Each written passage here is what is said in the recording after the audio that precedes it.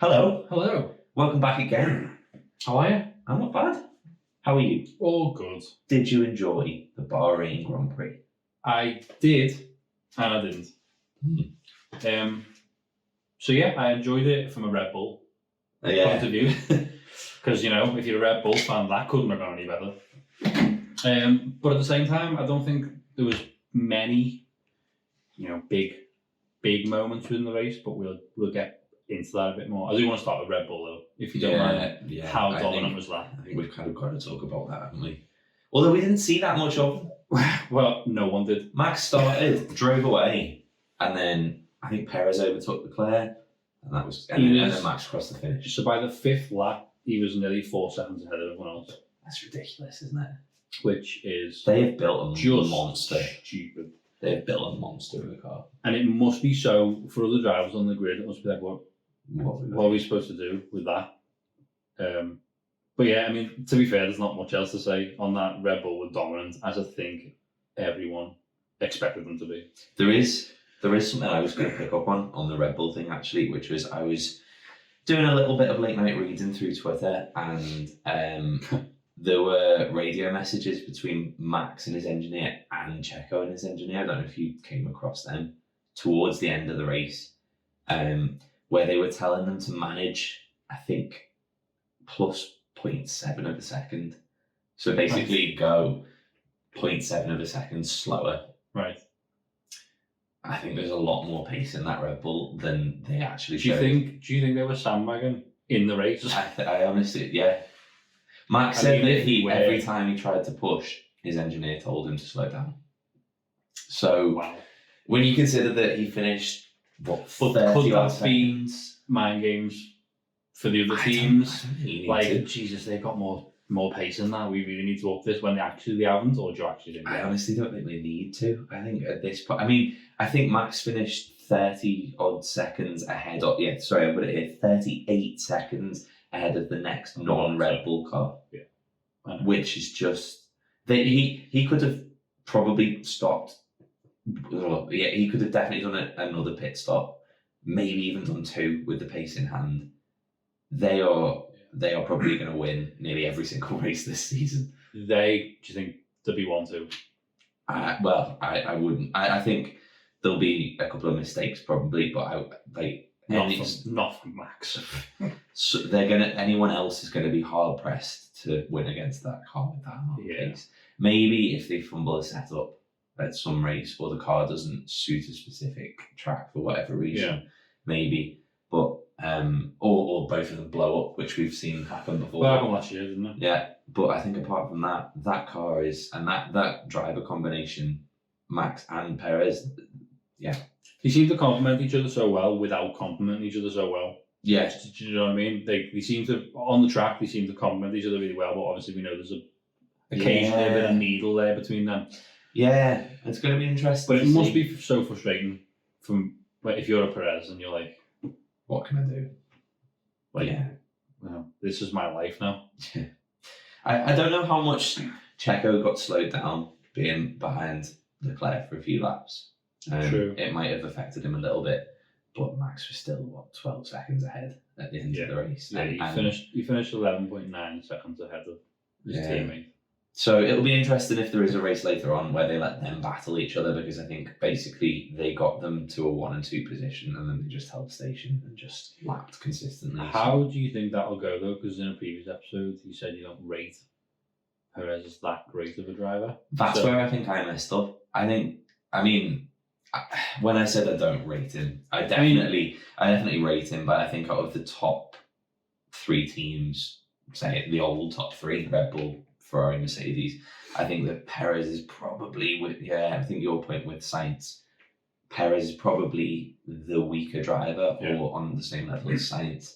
I think that Lewis, Max, Charles and George have something else. Yeah. And I think a bit more of an X factor, isn't he? Yeah, so to see Perez just kind of disappear up the road as well it's ominous. My thoughts would be interesting though, one day to see Checo maybe in another team as maybe the number 1 driver. Let the shackles off a bit and see how good he can be leading the team. He was phenomenal in. He's had some great seasons like in the past. So he was in Sauber in, I think it was 2012 or 2013. I mean, he nearly won a race in the Sauber. One year he was phenomenal. He was amazing in, was it 2020 when he won the Sakir Grand Prix? Yeah, it was. Yeah, maybe. Yeah. He was phenomenal that year as well. But I just think when you go up against Max, I think many people are going to have it's a poison chalice, that seat, isn't it? Yeah. When Perez does finally move on, who would want that? I think everyone. Yeah, no, everyone would want to be in that car, but you are resigning yourself to just at best finishing second. Yeah, it's basically like, I mean, I think all the drivers will have the self-confidence to go, I'm going to beat him. And I think Perez does, but you see the results fall out week after week, and it's got to be tough. Full props to Perez, because I think he does keep coming back and keep going for it. He's played his role really well as well. I don't think no one can. He's threw his toys out of his pram a couple of times, but so Max. Yeah. But that's ominous. That car is ominous. For everyone else, it is.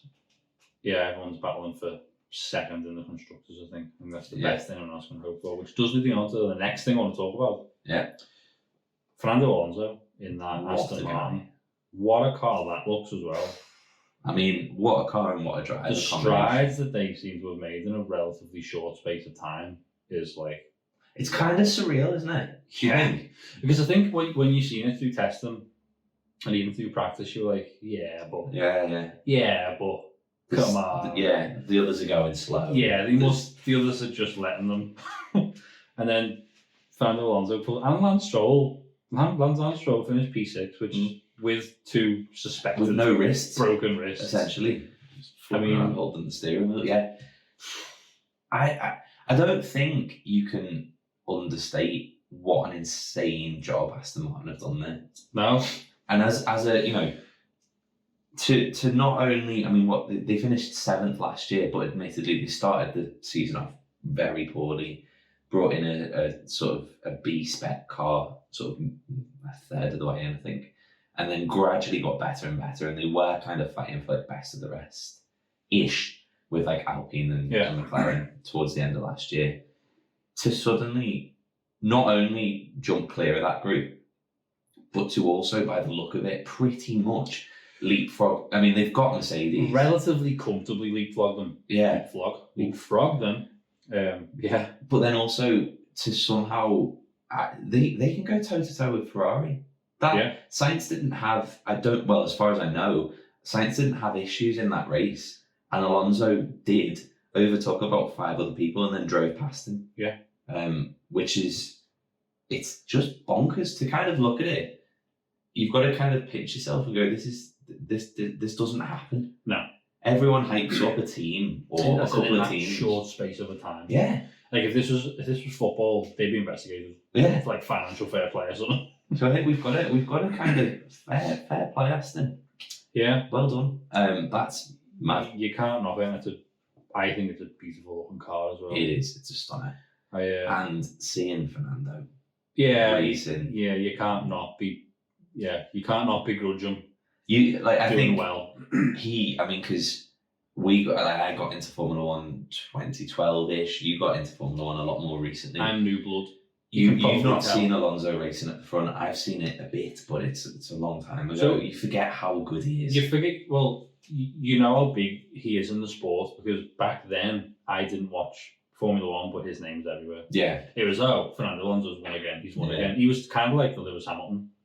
Of recent years, if you didn't follow the sport, you knew who he was. So I think that's...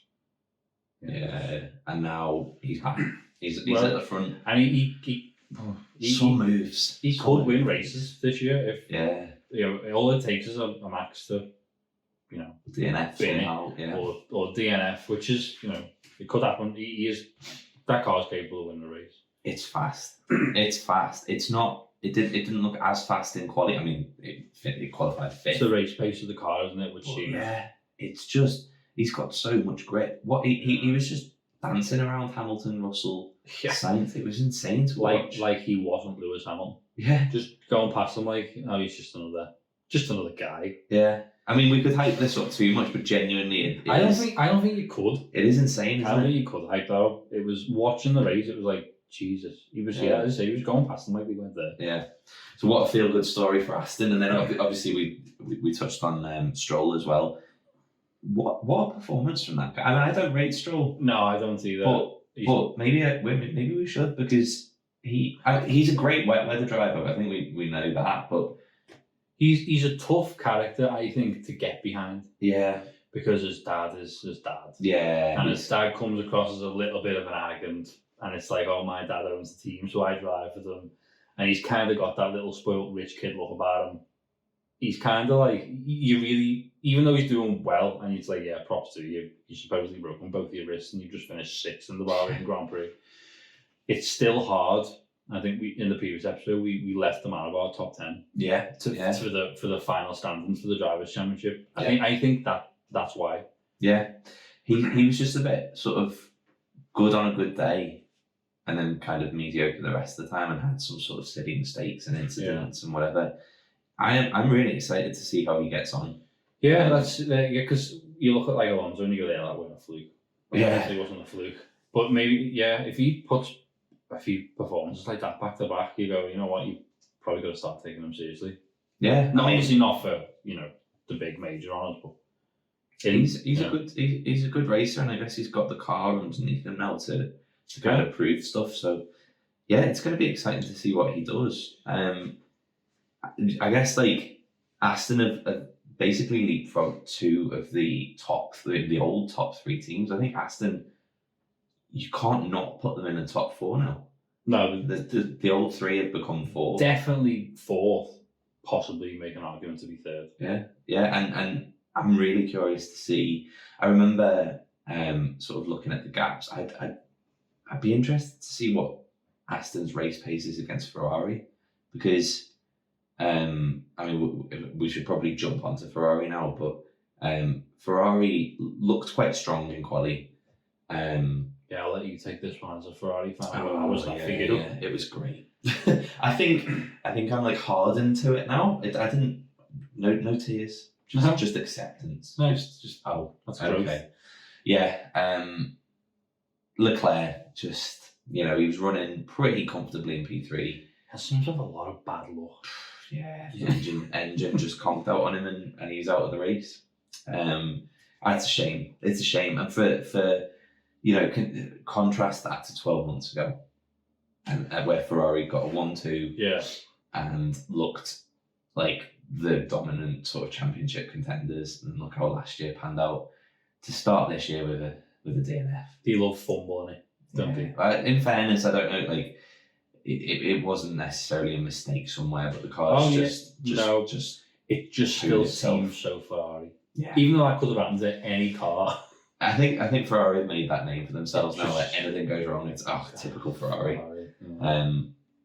So yeah, he definitely got very unlucky there. Sainz really struggled for pace. I think when you watch the top 3 of Verstappen, Perez, and Leclerc kind of disappear off, Sainz dropped back, and there was quite a big gap there, and obviously he eventually lost the place to Alonso. There's a little battle with Alonso, although brief, was actually quite. Yeah, he was doing his best, but the Ferrari just doesn't have the I think the tyre wear is the thing that kind of knocks them off towards the end of the stint. Yeah.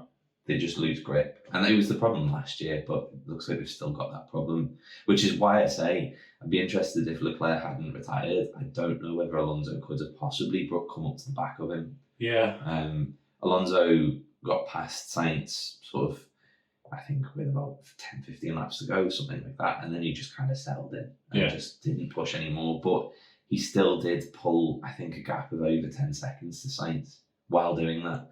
And I think Leclerc was only about 12 seconds ahead of Sainz when he retired. Almost exactly 10 seconds. So it would be interesting, and it's going to be interesting to see that develop. But yeah, Ferrari got a bit of work to do, haven't they? Yeah, I have a few teams off. I'd like to get on next to the Mercedes. Oh God, yeah. What has happened with Mercedes? It's not good. I think I mentioned it in the last episode. It's mental to see a team so dominant seem to fall so far so fast. Yeah. And I said, and there's no excuse from the drivers. You got two of, well, definitely one of the best drivers on the grid and an amazing driver in George Russell. The machinery's just not there, is it? No. And they look a bit lost. Yeah, they don't really. Yeah, they don't. They just don't seem to have made any strides forward, really. No. I mean, if anything got worse. Well, the interesting thing is, Aston have completely jumped them. I don't think anyone's going to argue to say that Mercedes are currently faster than Aston, but Aston by, I think most of the rear end of the Aston is Mercedes parts. Yeah. Aston are obviously a Mercedes customer team. I think the gearbox, obviously the engine, the gearbox, and potentially even the rear suspension, that design is dictated by Mercedes. They make it to fit their own car. And then Aston as a customer team kind of get those pieces, as far as I'm aware. Correct me if I'm wrong. And Aston have made it work better. Yeah. That's not a good look. Maybe we should just ask them what they've done with it. Yeah. You know our parts, what do you do with those? Yeah, there's going to be a carbon fibre coloured Aston Martin rolling around soon, because it's not a good look. It's really not a good look. And I imagine behind closed doors, it's going to be... Oh, Toto's been out in full force. Has he? This morning, I was reading on You're the raging. Well, no, just giving it the whole, you've got to stick together as a team. He loves team, he loves the word team. Yeah. He's a big fan. But interestingly though, as a Red Bull fan, I want Mercedes to do better. Yeah. Because it feels like, from an entertainment point of view, I know it's not true, but they feel like the only ones who can challenge. I know. Yeah. So I would like to see them do it better, but Jesus, for them even to think about battling that Red Bull, they've got major strides to make. Yeah. And I think it's going to be... Not this season anyway. It's going to be an exciting race for second, because I think you could make a legitimate case for Aston, you could make a legitimate case for Ferrari, and you could make one for Mercedes as well. Well, if anyone is going to get that Mercedes to pair, Lewis Hamilton. Yeah. So if he weren't driving for that team, you'd be like, oh, they've got no chance. But I suppose with Hamilton, you just never know. Yeah. Because he's pull out some performances. Pretty good behind the wheel. He's all right. I heard he's won a few races, so a couple, yeah. Yeah, so that's it's quite a shock. It's a shock to see how far ahead Red Bull are. I think we've touched on that. I think they're going to be challenged. The battle between the next three teams is going to be quite exciting, and then back from there, it's kind of mad, isn't it? Yeah, it's a flip of the coin, isn't it? So like qualifying, you looked at the results and you were like, wow, okay. Hulkenberg was definitely like top 10. And then you look at the race and everything is completely shuffled. Yeah. Well, so, I mean, I think a couple of reporters on the Sky coverage mentioned it, that a lot of the cars, some of the cars seem to have great one-lap pace, but not great race pace. And then others have got not great one-lap pace, but great race pace, like the Aston Martin. So, yeah, maybe Haas with Magnussen and Hulkenberg are one of them. Maybe over one lap that it's pretty quick, but it just hasn't got the race pace to keep up with the rest of them. They had a pretty miserable race. They did, with the Haas guys. And I like Haas. I feel like you kind of always root for the underdog, even though they're not necessarily the underdog anymore. You just kind of want them to do well. I think the Gunther Steiner factors. Yeah, you just want to see him smile. Yeah. You know, it's going to be interesting to see what they can do. They looked quick. I believe Magnussen had an issue in qualifying, and probably should have been higher up. Yeah. And then come race, I mean, they were right down at the bottom, weren't they? Is 13th a terrible finish? To be fair, actually, looking at this, I mean, there were a couple of DNFs and teams with issues, but Hulkenberg finished 15th. Magnussen finished 13th. It's not great. I mean, I think Magnussen finished 5th here last year. Yeah, he was on fire. He was a man on a mission, no, wasn't he? Yeah, but it's not terrible. They're definitely going to be at the lower end of the midfield. Yeah, but I think everyone would have expected that to happen. So Hulk's not getting his podium.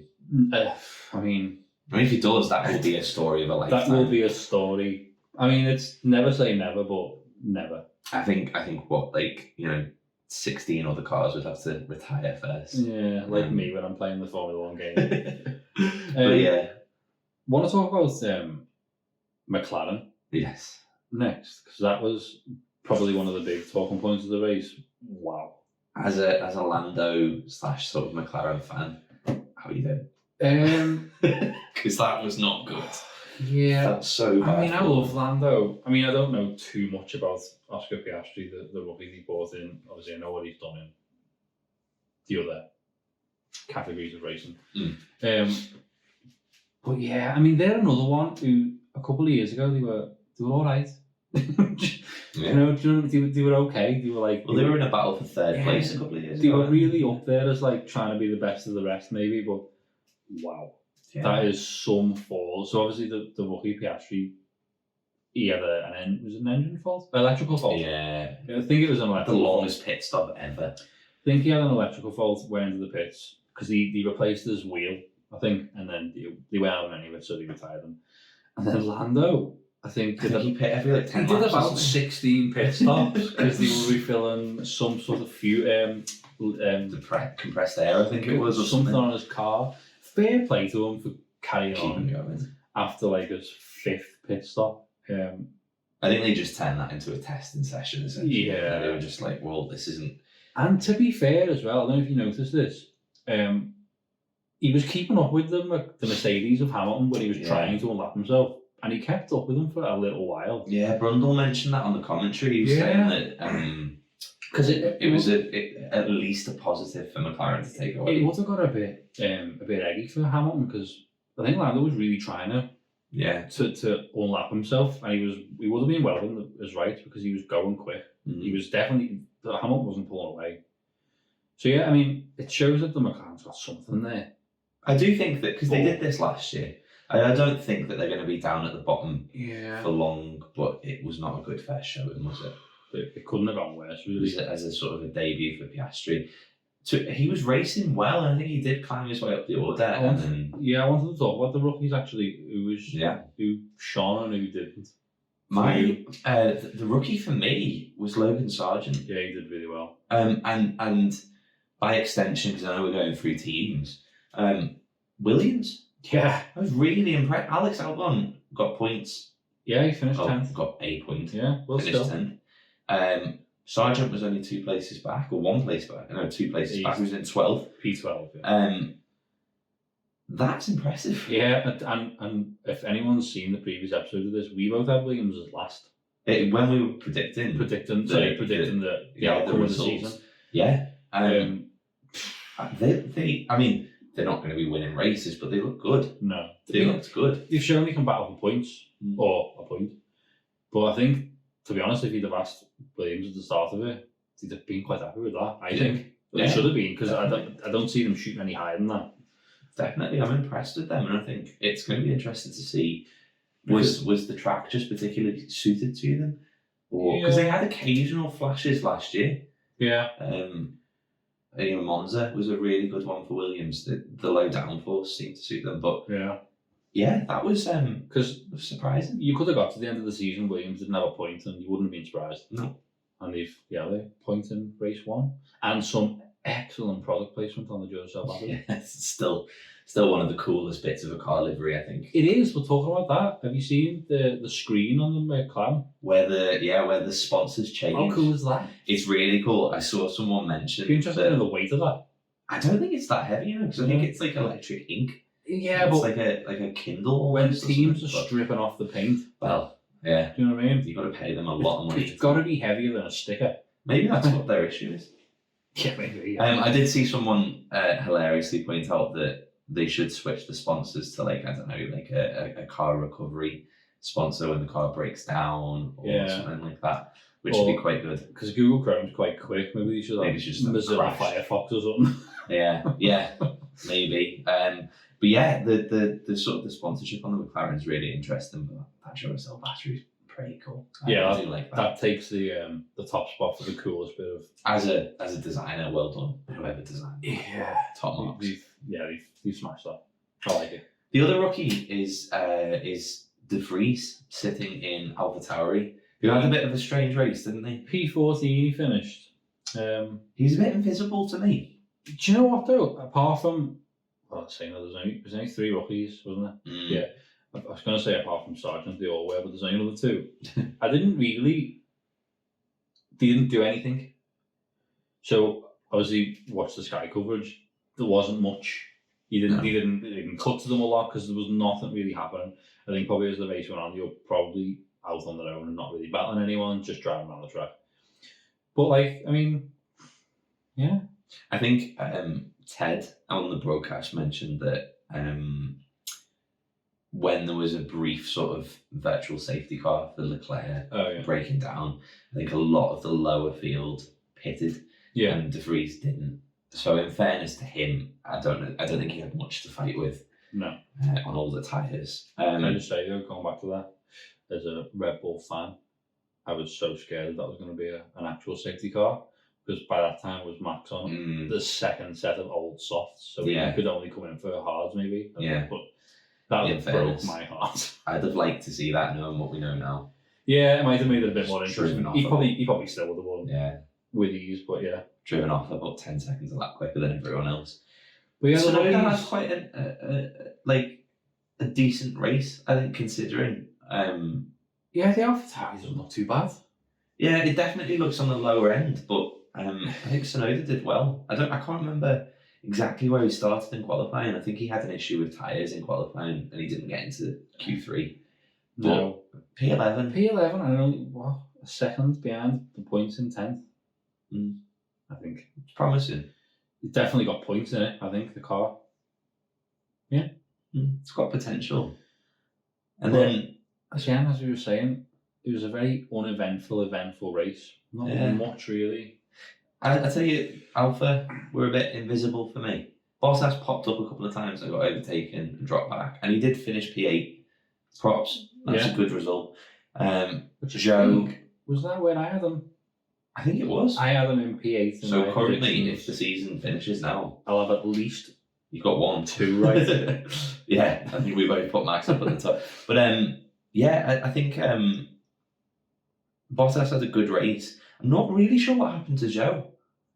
Because I think he did pit for fastest lap, so maybe... And he did get fastest lap in the end. Yeah, he did get it, yeah. So maybe he was sort of higher up and dropped back. I didn't really see what happened there. I'm not sure the point of what that was. I mean, I know to take a point off. I think whoever else had it. And we'll come on to this team next, but I think Pierre Gasly had fastest lap and was in the points. So I think it was quite a smart call from Alpha to take that point away from him if they end up in a fight together. But yeah, good to see Bottas carrying on where he left off, really, and sort of fighting in the points. Yeah, he's another one, isn't he? You want him to do well. Yeah, he's very likeable. He is very likeable. Considering I don't think he came across I don't think he was super likeable at Mercedes. Maybe because it was sort of Mercedes domination, and you wanted him to fight Lewis, and he had a bit of a bee in his bonnet, didn't he? Yeah, he kind of struggled with it a little bit, but since he's gone to Alpha, I love him. I think he's a proper character. He's great. Yeah. His mullet and his moustache. Yeah, did you see it on his helmet? Yeah. I think he did start for the race. You think he did? Yeah. In testing, it was phenomenal. He should maybe keep it. I think so. Because I don't know what his new helmet looks like, but I bet it's not nearly as exciting as that one. No. It was terrifying as well in equal measure, but it was good. The helmet design I've seen that I really liked was it last year, the year before, Lando's basketball. It was quite cool. That was cool. Yeah, it was quite cool. Vettel had an incredible one in Singapore. Was it the under the water one? No, it was like jet black with the rainbow going across it. Oh, nice. But the black paint used didn't reflect light at all, so it was an incredible looking one. Blackest of blacks. Yes, totally. I don't know, just looking at the list of teams we've got left, I think we've covered everyone but the French team Alpine. And they had an interesting race with very mixed fortunes, because Gasly started the race in last and managed to finish 9th. He pulled something off there, hasn't he? Good race. I really rate Pierre Gasly. I think he's a really good driver. Yeah. I'd like to see him one day in one of the top teams, because I think he'd be really good. I think he's capable of it as well. But poor Esteban Ocon. That was... It was... What was that? 45 seconds and... Yeah, penalties. He tried to collect every single penalty. It was like he was on an online lobby in the Formula 1 game. It was just... When you're driving a little race on the Formula 1 game and you get yourself a 3-second penalty, and you're like, and then you get another one, and you're like, and then you speed into the pits and get another one, and then you crash into someone again. He did that in real life. I think the story was he parked on the grid outside of his grid slot. Use a bit over the line. A little bit, which is, it's such a... I can't... And how precise those guys are, I can't, knock him for that. Well, initially, the Sky Sports commentators said he was in the wrong grid position. Yeah. I don't know where they got that from, but no, he wasn't. He just rolled forward. He was just slightly ahead of his line. Yeah. So he got a 5-second penalty for that. He came into the pits, and I think he had wing damage as well. So he came into the pits, and they when you come into the pits and you got a 5-second penalty, they basically wait. Yeah. They hang over the car, all the mechanics, and they wait, and then when the 5 seconds for the longest 5 seconds of the driver's life. It must feel like forever. And then they all just rip their nose off and put the other one on.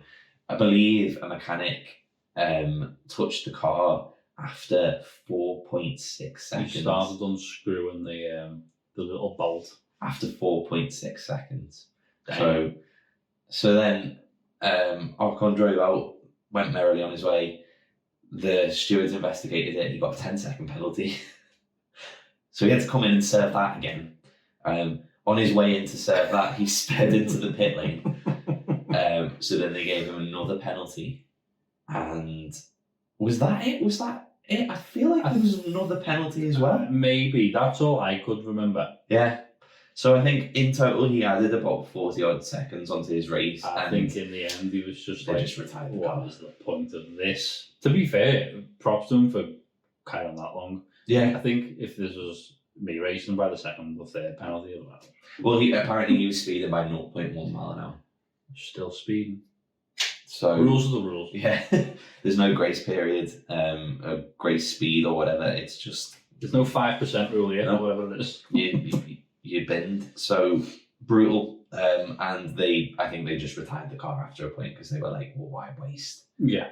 Why keep running the engine? We're not going to get points here. So, but just to wrap up on those, I rate Ocon as a driver. Yeah. And I think if Gasly can get into the top 10, so can he. Absolutely. And I think they will have a decent season.